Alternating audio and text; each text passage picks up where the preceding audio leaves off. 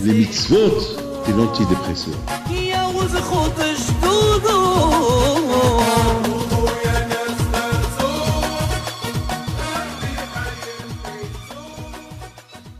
On voit la bataille dans la paracha de cette semaine. On voit que Akadosh Baruch Hu, il dit à Moshe Rabbeinu de dire au Bnei Israël qu'il ne faut pas que les Juifs quittent l'Égypte sans argent. Et que chacun demande à ses voisins égyptiens un peu d'argent, des caisses, des ustensiles en argent, de l'or, de l'argent, smalot, des vêtements. Et les femmes aussi vont demander. Et la Torah est précise, elle dit le mot Vesha'ala, elle emprunte. On voit très bien qu'en Israël, ils ont emprunté de chez les Égyptiens, mais on n'a pas vu qu'un jour, les Bnei Israël, ils ont rendu cet emprunt aux Égyptiens. La Torah leur a pu dire, Velakrou, qui prennent, prendre, on prend d'eux. Après tout, ils ont travaillé pendant 400 ans, et ils méritent qu'ils prennent, ils méritent qu'ils prennent leur paiement. Non, la Torah a dit non, Vesha'ala. On voit aussi à Rabotai un saut extraordinaire. La base de Matan Torah, c'est de savoir que la Torah Kedusha qu'Hachem nous a donnée, elle ne marche pas avec de l'argent. Mais écoutez bien ce que je vous dis. Les gens aujourd'hui, ils pensent qu'à l'argent. Moi, je pense à l'argent moi aussi. Mais je pense à l'argent pour mes mosdot, pour donner aux pauvres. Et pour garder pour de quoi vivre, mais pas plus. Parce que ça ne peut pas y aller les deux. Et Matan Torah et l'argent, ça ne marche pas. Ça ne marche pas les deux. D'un côté, quand je veux donner la Torah. De l'autre côté, quand je vois Orou, il veut qu'ils sortent de l'Égypte riche. Mais il faut que les Juifs, lorsqu'ils sortent de l'Égypte riche, Hachem n'est pas contre la richesse. Hachem n'est pas contre un Juif qui est riche. Au contraire, quand je vois Orou, il veut qu'on soit riche. Pour être Juif, il faut être riche. Et pour passer des vacances comme ça, il faut de l'argent. Eh bien oui, qu'est-ce que vous croyez? Il faut être riche pour acheter une belle paire de filet et tout. Il faut avoir de l'argent, un talit, passer des bons chapatos, dépenser l'argent pour donner de tzedaka. Mais il ne faut pas croire que c'est à toi. Il ne faut pas que dans ta tête, l'argent c'est à toi. Tout ce que tu as, c'est comme déposite. Shaoul, c'est un emprunt chez Akadosh Baruch Hu. C'est un emprunt que tu peux faire ce que tu veux avec. Un emprunt indéterminé. Ce n'est pas un emprunt avec répit. Ce n'est pas un emprunt avec que tu payes chez des intérêts. Il faut que toi, tu vis dans cette idée que tout ce que j'ai, ça appartient à Akadosh Baruch Hu. Donc c'est un emprunt chez moi, un picadone. Vous savez que Rabbi Haïpid, mon grand-père, chaque nuit, avant qu'il va dormir, la première chose qu'il faisait, il prenait sa serviette. À l'époque, il y avait une serviette spéciale où on cachait l'argent, il la lave. Chaque nuit, il la lave. Lorsqu'on posait la question pourquoi tu la laves, mais elle est vide, elle est encore propre. Elle est propre, chaque matin tu la laves. Il leur dit, je la lave de la saleté de ce monde. Je la lave de la saleté de ce monde. C'est-à-dire l'argent pour lui c'est de la saleté. Uskhniya, il disait en arabe. Je la lave de la saleté de ce monde.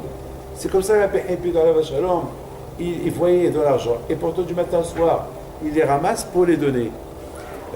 Lorsque Hachem, il a libéré les Bnei Israël de l'Égypte, d'un côté, il a promis à Abraham Avinu qu'il faut sortir Bechouch Gadol, qu'il faut sortir très riche. Mais Hachem, ici, de l'autre côté, la richesse, c'est pas la détourner de la Torah. Parce qu'on ne peut pas aimer et l'argent et la Torah. Il faut qu'on choisisse ou ça ou ça. Donc, Akadosh Baruch Hu a trouvé une super idée qu'ils peuvent être riches et en profiter de l'argent, mais dans leur idée que ce soit clair que cet argent c'est un que cet argent c'est un prêt chez eux. C'est tout. C'est un argent Shaoul. C'est pour ça que la Torah a utilisé le mot Shaoul. Shaoul, c'est un prêt. L'argent a été emprunté chez les Bnei Israël. Vous savez, Rabotai, tout à l'heure, ce matin, je me suis posé une question. Il y avait une petite dispute ce matin entre deux corbeaux. Et ils se sont disputés à 4 heures du matin. Et c'était vraiment une vraie dispute. Ça m'a perturbé, je me suis levé, je croyais que c'est ce qu'il y avait. Total, c'était, on ne pouvait pas aller voir, c'était la nuit. Mais après, j'arrivais plus à dormir. Et au bout ce matin, je me suis posé une question. Je lui ai dit, pourquoi on ne fait pas comme Sukkot? À Sukkot, on invite, il y a ce qu'on appelle Shiva ou Shpize Ela Kadishim. Il y a 7 jours à Sukkot, il y a 7 jours à Pessah. Et pourquoi on n'invite pas à Pessah Abraham, Yitzhak, Yaakov, Moshe, Aaron, et David, Shlomo, Youssef, comme à Sukkot? Où est le problème? Où est le problème? Pourquoi on ne fait pas pareil? Et j'ai réfléchi, j'ai dit que non, c'est pas pareil. Parce que à Sukkot, pendant les Yamim Noraim, pendant Rosh Hashanah et Kippour, il fait une grande teshuva. On fait un grand changement en nous. On fait tout le kavod qu'on a fait à l'argent pendant toute l'année, à Rosh Hashanah et Kippour, on découvre que Bémet, on s'est beaucoup emporté dans le ta'anouk, dans le plaisir de ce monde-là. Donc, quelque part, on fait teshuva. Et tellement qu'on fait teshuva, jusqu'à que on évoque Abraham, Yitzhak, Yaakov, et on fait Vaya'avo, et on prie.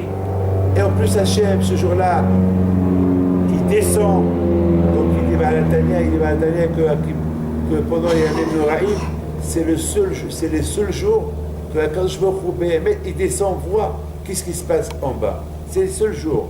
C'est comme qu'il explique Melech Basadeh, comme ce roi-là, que pendant toute l'année, il est loin de son peuple, mais un jour par an, il va vers eux, il approche, il voit ce qui leur manque, est-ce qu'ils sont loyaux, est-ce qu'ils sont bien, et il approche. Alors tout le monde veut c'est pas que c'est pas que les privilégiés qui vont approcher le roi, même les simples, même les juifs simples, ils vont avoir accès à approcher à Kadosh Baruch Hu.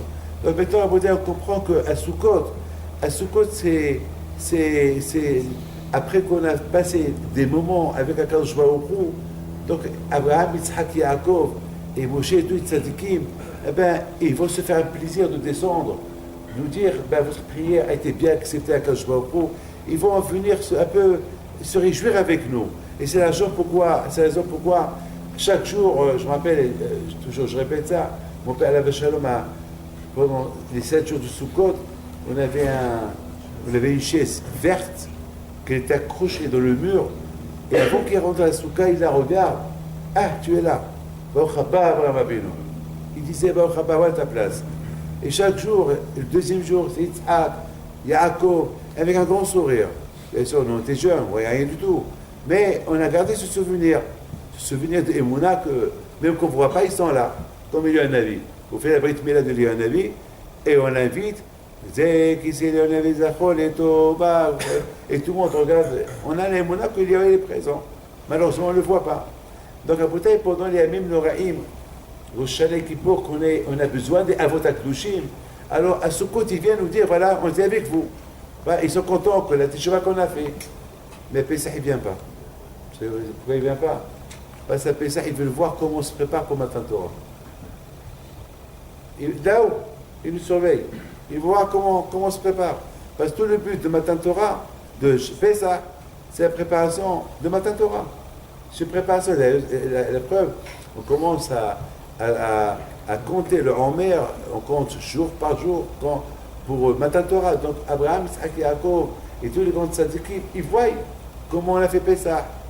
Quel changement il y a eu à Pessah. Lorsqu'on a fait Bikat Hametz, d'après les Mkoubalim, Bikat Hametz, il faut éliminer même les fautes, non seulement que le Hametz, il faut éliminer le Gahava. À Pessah, il faut se rapprocher à Kadosh Baruch Hu. À Pessah, c'est une vraie préparation. Pessah, c'est des engagements de Matan Torah. Mais il ne faut pas qu'on oublie, même quand on est dans les vacances, il ne faut pas qu'on oublie la raison. Parce qu'on risque de se contredire. D'un côté, on compte les jours de Matan Torah et on ne fait rien pour Matan Torah. On ne fait rien du tout. On compte. On est comme des bourricots. On ment à Kadosh Baruch Hu. Alors là, vraiment, c'est rien. Il n'a aucun plaisir à Kadosh Baruch Hu. C'est la raison que, Baruch Hashem, même pendant ces jours de préparation, on montre à Hashem, on prépare. C'est pas on prépare avec la bouche et il n'y a pas une préparation de aboda physique. Et c'est la raison, la bouteille, pourquoi pendant ces jours-là à Pessah, on n'invite personne parce qu'ils sont en train de voir. Et s'ils voient que Bémet, on se prépare, 100% à Matan Torah, eh bien, ils vont nous aider pour que chacun de nous, il va recevoir ce qu'il doit recevoir. Je voudrais la terminer avec cette phrase-là. Vous avez tous entendu parler du Bélé Melech Melizinsk à la Shalom.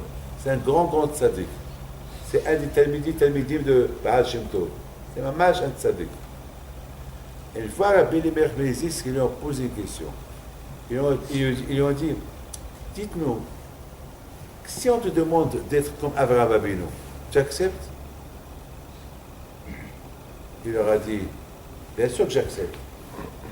Mais d'un côté, qui s'il va gagner à Kadosh Baruch Hu si on me donne Abraham Avinu, je vais gagner quoi? Eh bien, je vais rien gagner. Il y avait un Abraham Avinu et il y avait un Elimelech qui a pris la place d'Abraham Avinu. C'est pas ça. Kadosh Baruch Hu n'a rien gagné de moi. Et quand Hachem a gagné de moi, c'est que je suis Elimelech et je vais travailler sur moi que un jour je deviendrai comme Abraham Avinu. Mais comme on donne tout le pouvoir et tout le cahot d'Abraham Avinu, j'ai rien gagné. Beaucoup de fois on pose, on dit Hachem, je vais être comme un Behim Pinto, je vais être comme un Ba'alatania, je vais être comme un Bishma Bayahai. Tu veux être? D'accord, travaille. Il ne faut pas dire que je vais être. On ne va pas te donner du gratuit, c'est pas un loto ça. Tu joues le loto, tu gagnes 100 millions de dollars. Non, il faut travailler. Il faut travailler. C'est la même. C'est le même truc qu'on trouve chez le Rambam. Le Rambam, s'il n'a pas fait un geste spectaculaire dans sa vie, alors aujourd'hui, on n'aurait pas de Rambam. Aujourd'hui, il n'y aura pas les livres de Rambam dans la Sifriya. Aujourd'hui, il y a beaucoup de livres qui n'auraient pas existé s'il n'y avait pas le Rambam. Parce que le Rambam, au départ, il ne voulait pas étudier. Il ne voulait pas étudier la Torah. Le Rambam, il voulait être un bébé qui court les rues. Jusqu'à que son père, Bimimoun, il a pris par ses vêtements. Il a dit à partir de maintenant, je vais t'apprendre un métier. Ou tu sois comme moi, Dayan, tu ne veux pas être Dayan comme moi, ben tu vas être cordonnier. Il a commencé à lui enseigner la cordonnerie. Et un jour, à Bothaï, il vient à Rambam, il dit à son père, papa, ça pue les chaussures. Et je ne peux pas. Je suis très allergique, je ne peux pas toucher ces chaussures. Et regarde, je fais des couches, j'ai reçu dans mes mains, je ne peux pas. Alors son père dit, mon fils, il faut que tu apprennes un métier, ou ça. Il dit, bon papa, je vais étudier la Torah. La bouteille, vous voyez la bouteille, il a étudié la Torah. Au départ, c'était dur. Au départ, il ne voulait pas. Et à la fin, la bouteille, il a aimé la Torah, il est venu à Rambam. Jusqu'à qu'on dit sur lui, mais Moshe, Ad Moshe, l'Okam ke Moshe. De Moshe Rabbeinu jusqu'à Rabbi Moshe ben Maïmoun, il n'y a pas eu un autre Moshe. Pourquoi la bouteille? Parce que Bémet, il a voulu. Et c'est ça la bouteille. Ça, ce que dans le ciel, on nous surveille. Il veut voir qu'est-ce qu'on cherche. Qu'est-ce qu'on cherche de la vie? Qu'est-ce qu'on veut être? Ils voient, ils sont en train de nous voir. Ils voient. La bouteille, lorsqu'ils voient que Bémet, on peut faire des efforts, alors eux, ils vont venir chez nous, ils vont rester avec nous sans qu'on les voit. Vous croyez qu'Abraham, Isaac et Jacob ne sont pas à côté de vous? Vous croyez que tous les tzadikim que vous vénérez, ils ne sont pas à côté de vous? Mais vous ne les voyez pas, mais ils sont à côté de vous. Lorsque vous êtes dans la Hamida, vous dites Eloké Abraham, Eloké Isaac, Eloké Jacob. Vous croyez qu'ils ne sont pas à côté? Vous dites Hachem, Safatai Tifla. Vous croyez que Hachem n'est pas à côté de vous? Vous croyez que Hachem n'est pas là à côté? Peut-être qu'il est à côté, mais qu'on ne le voit pas. Mais il ne faut pas d'un côté dire, d'un côté tu les appelles, tu veux être à côté d'eux et tu fais des choses que tu es loin d'eux. Alors là, ils ne sont pas à côté. Maintenant, à Pessah, on n'a pas encore reçu la Torah. À Pessah, on prépare la Torah, on se prépare vers Hachem. Donc les avots, ils attendent. Et vous voyez les conséquences, et vous voyez c'est quoi les hashtagot, qu'est-ce qui va en sortir de cette hachana de Matan Torah? Qu'est-ce qui va en sortir de Bdikat Hametz, de Be'ok Hametz? Qu'est-ce qui va en sortir? Et lorsqu'ils voient Bémet qu'à Matan Torah, on s'est bien préparé jusqu'à Matan Torah, donc les Avot HaKadoshim, ils sont super contents. Mais Rabotai, le plus important est, mais toi, ils sont très contents de nous. Maintenant, ils voient maintenant comment on termine le reste de l'année. Et le reste de l'année, la bataille, lorsqu'ils voient la teshuva qu'on a fait, même si après on s'est un peu détourné, on s'est un peu éloigné, mais il fait une grande teshuva, alors là, ils sont très contents, ils descendent. Maintenant, la bataille, la différence entre les deux fêtes, c'est que la fête de Pessah, ils voient comment on se prépare. La fête de Sukkot, ils voient, parce qu'ils voient les bonnes conséquences, les bonnes résolutions qu'on a prises. Donc finalement, la bataille passe. Pour même recevoir la Torah, il faut bien la préparer, il faut après l'étudier, mais vous avez compris que le Satan est très fort, que le Satan est tellement fort, une fois qu'on a reçu la Torah, l'été il arrive, et encore les vacances ils arrivent, et encore les vacances, et encore on va un peu se relâcher. Les vacances que nous a donné les Elul, les fêtes de Tishrei, pour récupérer, pour se rattraper, et pour avoir les écoutes d'être avec Abraham, Yitzhak et Yaakov. N'oubliez pas une seule chose, que tout ce qu'on a, c'est un prêt. Ça, c'est la première leçon de Pessah. La première leçon de Pessah, tout ce qu'on a, c'est un empreinte. Comme un bébé va la naissance, alors Shalom, lorsque des enfants ils sont morts, sa femme, Roria, il dit à son mari, il lui a dit, où sont les enfants? Il dit, ben, les enfants, ils sont chez le Rav. Et Moshe Shabbat, bébé va la naissance, il dit à sa femme, Roria, où sont les enfants? Ben, il lui dit, tu veux savoir où ils sont? Mais avant que je te dise où ils sont, je te pose une question. Est-ce que les enfants, c'est un prêt ou c'est un dû? Est-ce que les enfants, c'est à moi, c'est à nous, ou c'est un prêt de Hachem? C'est un picadon, c'est un gage, c'est pas à nous. Et la bébé année, lui dit, les enfants, c'est un picadon, c'est pas à nous, c'est un prêt, c'est un gage, ils ne sont pas à nous. La preuve, le père et la mère, ils sont associés pour avoir un enfant, et le plus important, c'est le bon Dieu qui donne un neshama.